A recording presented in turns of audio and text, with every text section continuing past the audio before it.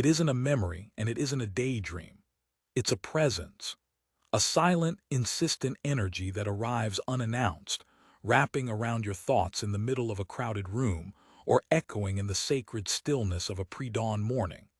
You feel a sudden warmth flood your chest, a ghost of a smile you didn't consciously create, and you know with a certainty that defies all logic that you have just crossed their mind.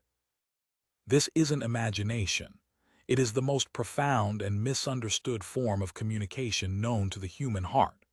It is the invisible thread, the energetic signature that connects two souls across any distance, a testament to a bond that exists beyond the physical.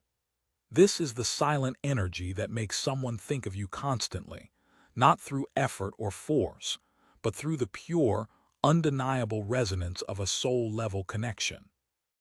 It's a force that, once understood, can transform your entire perception of love, loneliness, and the very fabric of your reality. And the journey to understanding it begins not by looking for them, but by finally, truly, looking within yourself. My name is Ilara, and for a very long time I believed I was haunted, not by a spirit in the traditional sense, but by the living ghost of a man named Kai. His presence was a constant hum beneath the surface of my days, a quiet storm in the landscape of my mind. It was the most exquisite and agonizing form of torture I had ever known. We had met only briefly, a conversation that felt less like an introduction and more like a remembrance. A few hours stolen from the relentless march of time, yet those hours had unraveled the careful tapestry of my life. After that, silence. No calls, no messages, just the deafening roar of his energetic presence in my world. I would be painting, my brush hovering over the canvas, and suddenly my heart would ache with a longing that wasn't entirely my own.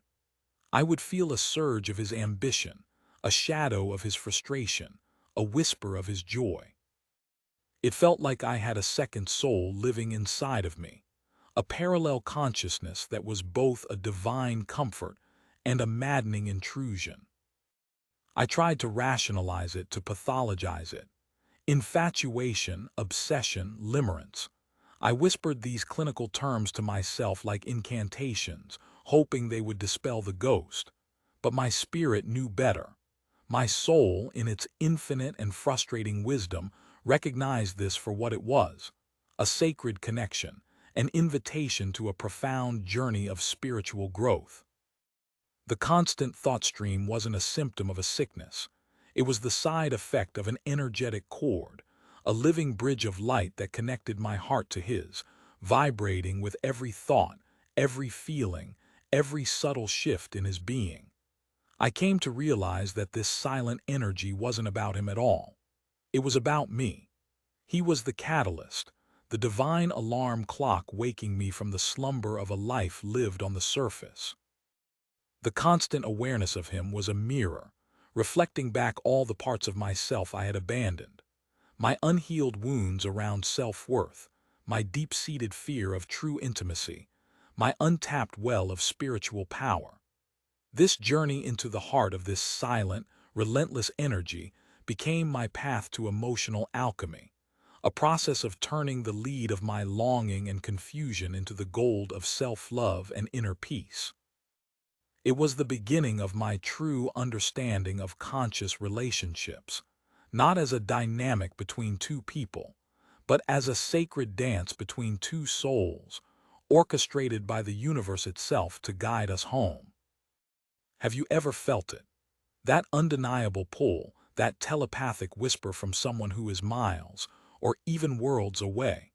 Have you ever questioned your sanity, wondering if this profound connection is real or a figment of a lonely heart's imagination? If you have, then you are standing at the precipice of a great awakening. You are being invited to explore the unseen realms of love, to harness the very energy of your heart and transform your life from the inside out. This isn't just a story about a man and a woman. This is a story about the power that resides within you, the silent energy that, when understood, can not only make someone think of you, but can make you the master of your own reality, the conscious creator of a love so deep and so true, it transcends the need for physical presence. This is the journey of the awakened heart, and it begins with a single, courageous step into the quiet mystery of the unseen world. The first phase of this haunting was a deluge of confusion. My mind, a vessel that had always prided itself on logic and order, became a chaotic sea of Kai's energy. I'd be in a business meeting, presenting data with cool composure, and suddenly a wave of profound sadness would wash over me, so potent and so foreign that I'd have to grip the edge of the table to steady myself. It wasn't my sadness. I knew its flavor, its texture. This was different. It was laced with a frustration that felt distinctly masculine, a weight of responsibility I didn't carry. In those moments, the neatly defined borders of my own identity would blur, and I was just a receiver, an unwilling satellite picking up a signal from a distant star. My friends, bless their well-meaning hearts, offered the standard advice. Just block him out, they'd say, as if he were a persistent telemarketer. Focus on yourself. Go on other dates. I tried. I downloaded the apps. I sat across from charming, handsome men who spoke of their careers and their hobbies, and all I could feel was a profound sense of absence. It was like watching a movie in black and white, when I knew a world of vibrant color existed. The entire time, the silent hum of Kai's energy was there in the background, a baseline frequency that made all other connections feel muted and shallow. The loneliness was a paradox. How could I feel so utterly alone when I was so crowded by the presence of another? It was a unique form of isolation, one that I couldn't articulate to anyone without sounding unhinged. This is the first trial of a true soul-level connection, the profound and terrifying sense of being alone in an experience that is bigger than your comprehension. It's a sacred crucible designed to strip away your reliance on external validation. The universe, in its infinite intelligence, was showing me that the answers I sought could not be found in the advice of others or the distraction of new faces. They could only be found in the terrifying silence of my own inner world, in the very space that Kai's energy had so thoroughly invaded. It was during a meditation, in a desperate attempt to reclaim my own mental real estate, that the first shift occurred. I had been focusing on my breath, trying to anchor myself in the physical, when his image flooded my mind's eye. Not as a memory, but as a feeling. I felt his ambition, the relentless drive that pushed him, the quiet fear that he wasn't good enough, a fear that resonated with a dormant corner of my own soul. In that moment, instead of pushing him away, a wave of compassion washed over me. Not pity, but a deep, soul-level understanding. I saw that his energy wasn't an invasion, it was a resonance. The parts of him that were showing up in my consciousness were the parts that mirrored my own unhealed wounds. His fear of inadequacy was a perfect match for my own deeply buried feelings of unworthiness. His relentless drive was a reflection of my own unexpressed creative fire. This wasn't a haunting, it was a divine echo. This realization was the first key to unlocking the mystery, the first step in the profound practice of healing through awareness. The constant thought of him was not a leash pulling me toward him. It was a mirror reflecting me back to myself. The energy I was feeling was not just his. It was our shared frequency, the vibration of the lessons our souls had agreed to learn in this lifetime. What if, I wondered, the purpose of this connection wasn't to be with him, but to become whole within myself? What if the silent energy wasn't a call to action, but a call to stillness? A call to finally face the shadows he was so brilliantly illuminating? This single question changed everything. It shifted me from a passive victim of a confusing energetic phenomenon to an active participant in my own spiritual growth journey. I was no longer just a receiver. I was a student of spiritual psychology, and my curriculum was the very energy I had been trying to escape. The practical application of this newfound awareness was subtle yet profound. Whenever the wave of his energy would crash into me, instead of drowning in it or fighting against the current, I learned to float. I would close my eyes, acknowledge the feeling, and ask a simple question. What is this here to teach me about me? If I felt a pang of his perceived loneliness, I wouldn't spiral into thoughts of whether he was missing me. Instead, I would turn inward and tend to the gardens of my own loneliness. I would ask myself, where do I feel separate from myself? Where have I abandoned my own heart? If I felt a surge of his creative energy, I wouldn't fantasize about the projects we could build together. I would channel that energy directly onto my own canvas, allowing it to fuel my art, recognizing it as a universal life force that was merely passing through him to remind me of my own creative power. This was the beginning of my emotional alchemy. I was learning to take the raw, chaotic energy of the connection and consciously transform it into fuel for my own inner peace and power. It was the hardest work I had ever done, but for the first time, I felt a flicker of hope. I was beginning to understand that the silent energy wasn't a prison. It was a roadmap, a sacred, challenging, and ultimately liberating map leading me back to the one person I had been neglecting for far too long, myself. This shift in perspective opened up a new dimension of understanding. I began to devour books on quantum physics, sacred geometry, and the energetic dynamics of the divine masculine and divine feminine. I learned that on a subatomic level, we are all just vibrating patterns of energy. The idea of separation is an illusion, a trick of our five senses. A true soul connection, I discovered, is when two energy fields find a harmonic resonance. It's like striking a tuning fork in a room full of instruments. Only the one that is tuned to the same frequency will begin to vibrate in sympathy. Kai and I were tuned to the same frequency.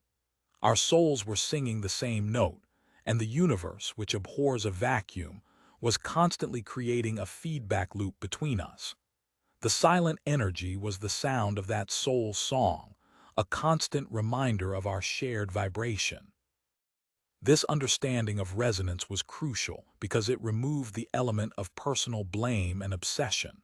I wasn't crazy for feeling him. It was a natural law of energy. It was physics, but it also introduced a new level of personal responsibility. If we were resonating at the frequency of our shared wounds, his fear of inadequacy and my feeling of unworthiness, then we were simply amplifying that pain, creating a cycle of energetic longing and lack. The constant thinking wasn't necessarily a sign of romantic destiny. It was a sign of an energetic imbalance. We were stuck in a loop, two magnets repelling and attracting with the same force, creating a tremendous amount of energy but no real movement. The question then became, how do I change the frequency? How do I elevate the vibration of this connection from one of wounded longing to one of unconditional love and freedom? This led me to the concept of energetic sovereignty. For so long, I had been a passive recipient of his energy, my emotional state held hostage by his moods and mental states. I realized that to truly step into my power, I had to become the guardian of my own energy field. This wasn't about building walls or cutting cords. It was about becoming a conscious filter. It was about learning to discern what was mine and what was his, and lovingly, without judgment, handing him back his energetic baggage. The practical application of this was a visualization I began to practice daily.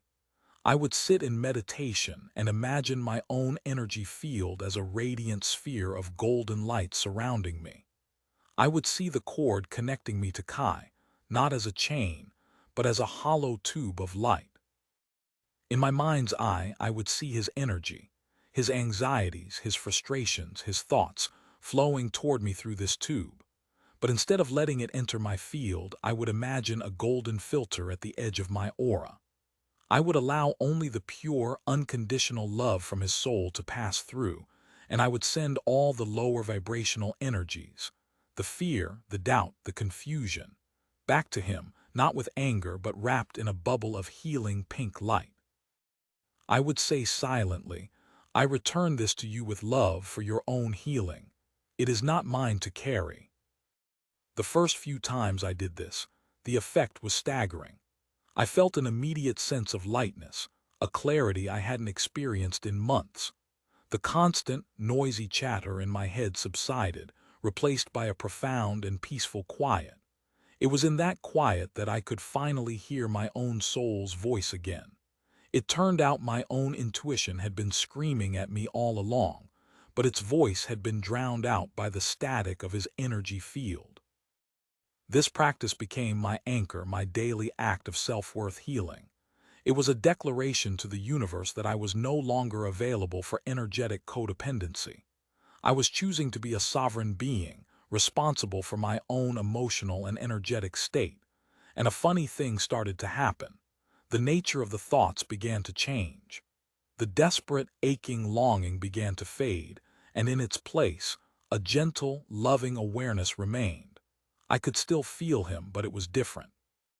It was less like an invasion and more like a gentle whisper on the wind, a fond and distant hello. I was learning to love him without losing myself. This new level of energetic clarity allowed me to understand the higher purpose of the divine masculine and feminine energy at play. Kai, in his essence, embodied a powerful, driven, and at times, wounded divine masculine energy. He was all about action, structure, and forward momentum, but he was operating from a place of fear. The fear of failure, the fear of not being enough. I, on the other hand, was embodying the wounded divine feminine. I was receptive, intuitive, and deeply feeling, but I had given my power away. I was waiting to be chosen, waiting for his energy to dictate my own. Our connection was a microcosm of a universal dance. The wounded masculine seeks validation from the feminine, and the wounded feminine seeks a sense of purpose from the masculine. It's a cycle of codependency that can last for lifetimes. The silent energy that kept us locked in thought was the SOS signal of our souls, begging us to break the pattern. My healing was not just for me. It was for him too. By reclaiming my energetic sovereignty and cultivating my own inner source of love and validation, I was no longer feeding the wounded aspect of his masculine energy. I was no longer the empty cup waiting for him to fill me. I had become the wellspring. I was now resonating at the frequency of the healed divine feminine, whole, radiant, and self-sourced. And according to the laws of energetic resonance, this had to have an effect on him. By changing my own vibration, I was creating a new harmonic potential for the connection. I was inviting him, on a soul level, to rise up and meet me in a space of wholeness, to embody his own healed divine masculine. This is one of the most profound truths of a conscious relationship. Your inner work is the greatest gift you can give to the other person. You don't heal them by focusing on them, fixing them, or sending them constant, needy energy. You heal them by healing yourself. You create the energetic space for them to step into their own power by fully inhabiting your own. The silent energy that once felt like a chain began to feel like a sacred contract. We were two souls engaged in a powerful act of emotional alchemy, working together across the veil of the physical world to heal ancient wounds and rewrite a new paradigm of love. A love based not on need, but on freedom.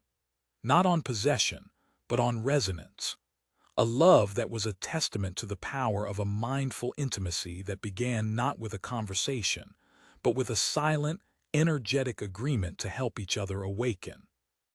I started to see this dynamic everywhere, not just in my connection with Kai, but in the archetypal stories that have guided humanity for millennia. The lover, the healer, the sage. These were not just characters in a story. They were energetic blueprints residing within my own psyche. For the longest time, I had been stuck in the archetype of the wounded lover, pining for a connection to complete me. My journey was about activating the other archetypes within me. The healer was the part of me that learned to tend to my own energetic field, to soothe my own anxieties, to become my own safe harbor.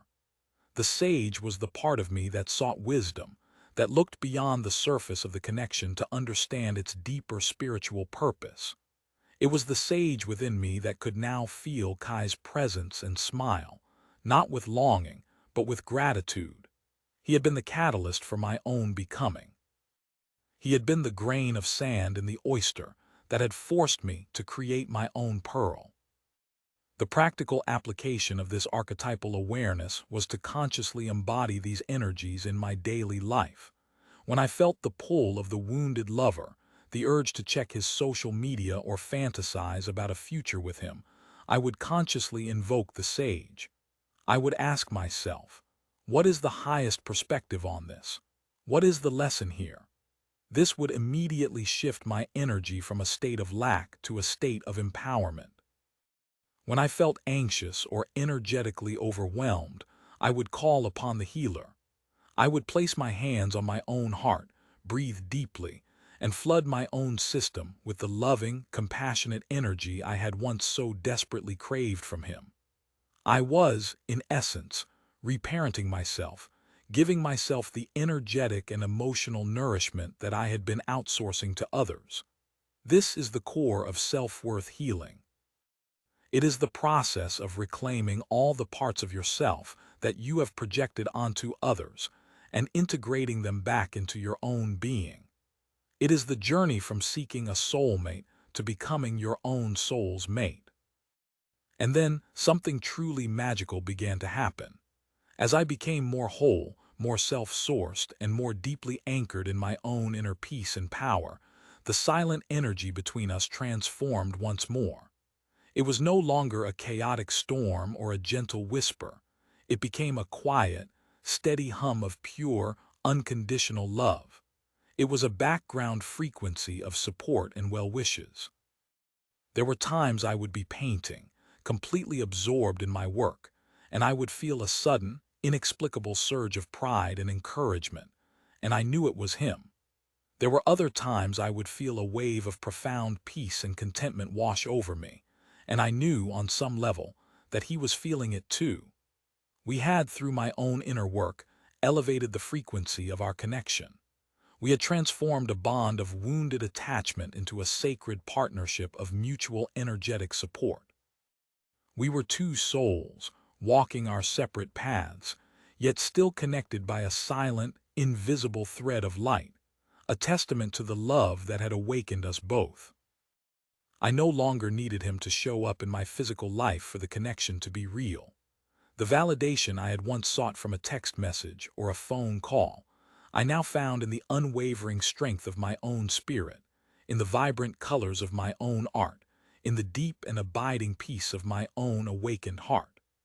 I had finally understood the ultimate paradox of the silent energy. The only way to truly draw someone closer on a soul level is to completely let them go. It is to release the need for a specific outcome, to surrender the desire to control or possess, and to fall so deeply in love with your own life, with your own soul, that your very existence becomes a magnetic force of nature. Your energy becomes so radiant, so whole, and so free that it creates a space for the other person to be free too. And in that shared freedom, a new kind of connection is born, a sacred connection. One that is not defined by proximity or communication, but by a silent, unbreakable, and profoundly beautiful resonance of two whole souls. So if you are feeling that silent energy, that constant thought of another that occupies your mind and heart, I invite you to see it not as a curse, but as a calling to embark on the most important journey you will ever take, the spiritual growth journey back to yourself. Don't fight the energy. Don't try to rationalize it away. Instead, get curious. Ask it what it's here to teach you. Use it as a mirror to illuminate the parts of you that are crying out for your own love and attention. Learn to be the guardian of your own energy field, to transform the raw material of your emotions through the alchemy of your awareness. Awaken the healer and the sage within you. Become so full of your own light, so secure in your own worth, that you no longer need anything from the outside to complete you. This is the secret. This is the key. The silent energy that makes someone think of you constantly is, in its highest form, the reflection of the silent energy of your own powerful, peaceful, and fully awakened soul. It's the universe whispering to you, reminding you that the love you seek is not out there. It has been inside of you all along. The true transformation in this journey lies in the shift from a passive state of receiving to an active state of creation. For months, my reality was defined by the energy I was picking up from Kai. My emotional weather patterns were dictated by his internal climate. This is a profound state of energetic victimhood, a state that so many of us who are sensitive and empathic find ourselves in. We believe that our sensitivity is a cross to bear, a porousness that leaves us vulnerable to the whims of the world. But the path of the awakened heart teaches us that our sensitivity is our superpower, but only when it is paired with conscious awareness and energetic sovereignty. My sensitivity was the very thing that allowed me to perceive the soul-level connection in the first place. Without it, I would have dismissed the experience as a fleeting crush and missed the profound opportunity for growth that it presented. The challenge was not to numb my sensitivity, but to master it. Mastering it meant understanding the difference between empathy and energetic entanglement. Empathy is feeling with someone. Entanglement is feeling as someone. For a long time I was entangled. His anxiety became my anxiety. His stress became my stress. The practice of creating that golden filter around my aura was my first step toward disentanglement. It was a conscious choice to stand in compassion, to feel with him from a place of loving detachment, rather than drowning in his emotional sea. This is a critical skill for anyone navigating a deep, telepathic connection. You must learn to hold space for the other person's energy without taking it on as your own. This requires a strong sense of self, a deep anchoring in your own being. And so, my daily practices expanded. I committed to grounding exercises, visualizing roots growing from the soles of my feet deep into the earth, anchoring my own energy and releasing any excess I had picked up. I spent more time in nature, allowing the steady, ancient energy of the trees and the earth to recalibrate my own system. This process of building energetic muscle was slow and deliberate. It was a form of mindful intimacy with myself. I was learning my own energetic signature, the unique frequency of my own soul. The more I attuned to my own energy, the easier it became to recognize what was not mine. It's like listening to an orchestra. Once you learn the specific sound of the violin, you can easily pick it out from the cacophony of all the other instruments. I was learning the sound of Alara, and in doing so, the sound of Kai became a complementary melody rather than a dominating noise. This process is the very heart of healing through awareness. It is the moment-to-moment practice of choosing where you place your focus. Energy flows where attention goes. For so long, my attention was on him, wondering what he was thinking, what he was feeling, if he was missing me. My creative life force was leaking out of me, flowing through that energetic cord to him, leaving me depleted and exhausted. The shift to focusing on myself was an act of radical self-love. It was a declaration that my energy was a precious resource that I would now invest in my own growth, my own joy, my own purpose. And my art, which had been stagnant and uninspired, began to flourish. The canvases that had been collecting dust in my studio were suddenly filled with vibrant colors and bold strokes. I was no longer just channeling the ambient energy of the connection. I was channeling something much deeper, a universal creative force that was flowing through me now that I had cleared the channel. My work became less about pain and longing, and more about resilience, transformation, and the beauty of the human spirit. My art became the physical manifestation of my emotional alchemy. I was literally taking the energy of my experience and transforming it into something beautiful and tangible. This is a profoundly important step for anyone on this path. You must find a creative outlet for the immense energy that a soul connection generates. Whether it's painting, writing, dancing, singing, or starting a new business, you must give the energy a place to go, a purpose beyond obsessing over the other person. When you do this, you are no longer just a passive participant in a cosmic drama. You are a co-creator with the universe. You are taking the raw energy of the connection and using it to build something new in your own life. This is what it means to harness the energy of love. It's not just a romantic force between two people. It is the fundamental creative force of the universe. And when you learn to channel it through your own being, for your own purpose, you become an unstoppable force. During this period of intense inner work and creative output, the nature of the synchronicities also began to change. In the beginning, the synchronicities were all about him. I would see his name everywhere, hear a song that reminded me of him at the exact moment he crossed my mind, or stumble upon articles that seemed to be speaking directly to our situation. These were what I now call confirmation synchronicities. They were the universe's way of saying, yes, this connection is real. You are not imagining it. They serve a vital purpose in the beginning, helping to anchor you in the validity of your experience when your logical mind is screaming that you are crazy. But as I shifted my focus inward, the synchronicities shifted too. I started seeing repeating number patterns like 11, 11 and 444, which I learned were signs of spiritual awakening and angelic guidance. I would open a book to a random page and find the exact piece of wisdom I needed for my own healing. I would have a question about my own path, and the answer would come through a conversation with a stranger or a line in a movie. The universe was no longer just confirming the connection, it was now confirming me. It was guiding my personal spiritual growth journey. This was a profound realization. The universe wasn't obsessed with my love life, it was obsessed with my soul's evolution. Kai was a significant part of that evolution, a divine catalyst, but he was not the destination. The destination was, and always had been, my own wholeness. This is a critical distinction to make. It's easy to get addicted to the synchronicities that point to the other person, to see them as signs that you are meant to be together.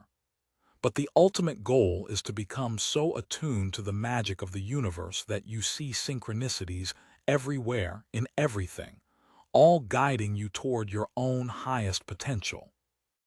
This deeper understanding led me to a place of profound peace and surrender. I finally truly let go of the need for a specific outcome with Kai. I released him with love. I sent him a silent blessing on the wind, wishing him the highest good for his own journey, whether it included me or not. And I meant it. My happiness was no longer contingent on his actions. My sense of worth was no longer tied to his validation. My peace was no longer dependent on his presence. I had cultivated all of those things within myself. I had become the source of my own love, my own validation, my own peace. This is the ultimate goal of the still mind, strong spirit philosophy. It is about cultivating an inner state of being that is so solid, so radiant, and so anchored in your own truth that the comings and goings of the external world, including the people in it, no longer have the power to throw you off your center. And it was in this state of complete surrender, of radical self-love and inner fulfillment, that the final, most unexpected chapter of this energetic saga unfolded. I hadn't heard from him in the physical world for nearly a year. I had stopped expecting to. I was happy, I was thriving, my art was selling, and I was in a deep and committed relationship with myself. And then, one ordinary Tuesday afternoon, my phone buzzed. It was a number I didn't recognize. A simple message. "Hey Ilara, it's Kai.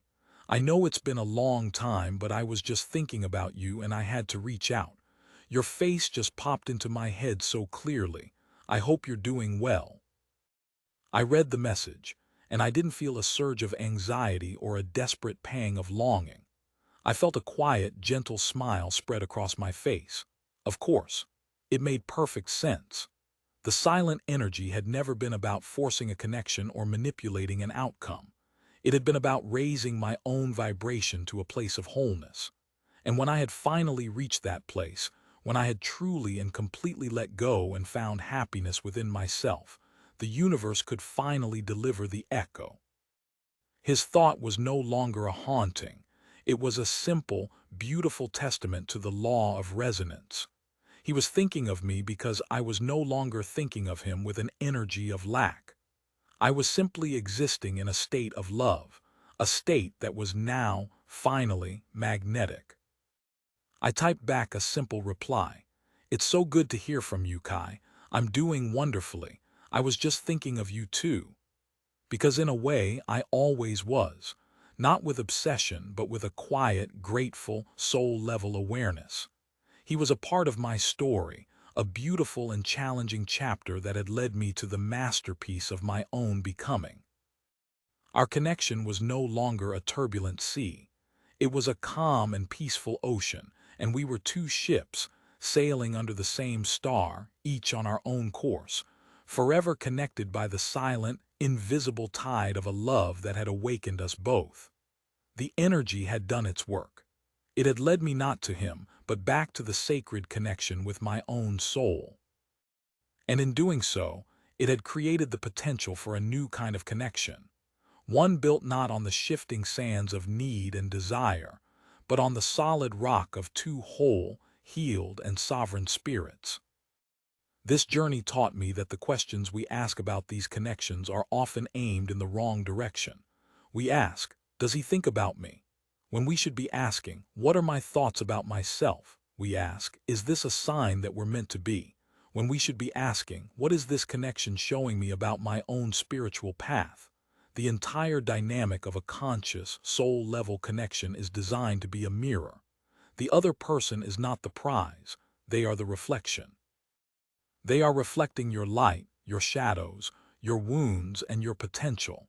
If the connection feels chaotic and painful, it's reflecting the chaos and pain within you. If it feels peaceful and supportive, it's reflecting the peace and self-love you have cultivated within yourself. The silent energy is a constant energetic biofeedback machine. It is always showing you the state of your own inner world. So how do you work with this energy in a practical, day-to-day way? You become a master of your own focus. You treat your attention as the sacred, powerful tool that it is. When you find your thoughts drifting to them, which they will, you have a choice. You can follow that thought down the rabbit hole of fantasy, worry, and what-ifs, which will drain your energy and keep you stuck in a loop of longing. Or you can use it as a trigger, a spiritual alarm bell. The moment you notice your mind is on them, you can consciously choose to pivot. You can say, thank you for this reminder, and then immediately redirect that energy back to yourself. You can ask, what do I need right now? What part of me needs my love and attention? Perhaps you need to take a walk in nature. Perhaps you need to journal. Perhaps you need to put on some music and dance. Perhaps you need to work on the creative project that sets your soul on fire. This act of conscious redirection is the most powerful form of emotional alchemy there is. You are taking the base metal of a habitual thought pattern and transforming it into the gold of self-care and personal growth. This is not about suppressing your thoughts or pretending you don't care. It is about lovingly and intentionally redirecting your life force energy toward the one person you have absolute control over, yourself. Over time, as you practice this, you will literally rewire your brain. The neural pathways that lead to obsessive thinking about the other person will weaken, and the neural pathways that lead to self-love and empowerment will strengthen. You will find that the thoughts of them become less frequent, less intense, and when they do arise, they are imbued with a sense of peace and gratitude rather than desperate longing. This is the path to becoming the source of your own happiness, the creator of your own reality. When you no longer need the other person to feel whole, you are free. And it is from this place of freedom that true, healthy, interdependent love can be born. This is the essence of a conscious relationship. It is not two halves coming together to make a whole. It is two whole individuals coming together to share their wholeness, to celebrate each other's sovereignty, and to support each other's continued growth. This kind of love is not built on the turbulent energy of wounded attachment. It is built on the calm, steady, silent energy of two awakened hearts. So I invite you to become a student of the silent energy in your life. See it as your personal spiritual teacher. Let it guide you back to the unhealed corners of your own heart. Let it show you where you have given your power away. Let it be the fuel for your own transformation. And trust that as you do this inner work, as you commit to your own self-worth healing and your own spiritual growth journey, the energy of the connection will naturally elevate. You will shift the resonance from pain to peace, from lack to love, and you will discover that the most profound and magical relationship you will ever have is the sacred connection you cultivate with your own beautiful, powerful, and divine soul. The love of another is a beautiful bonus, a wonderful reflection of the love you have finally found within. The silent energy will no longer be a question you are desperately trying to answer. It will be a symphony you are consciously conducting, a beautiful soundtrack to a life lived in alignment with your truest, most authentic self. This is the ultimate promise of the journey, the gift that is waiting for you in the heart of the silence.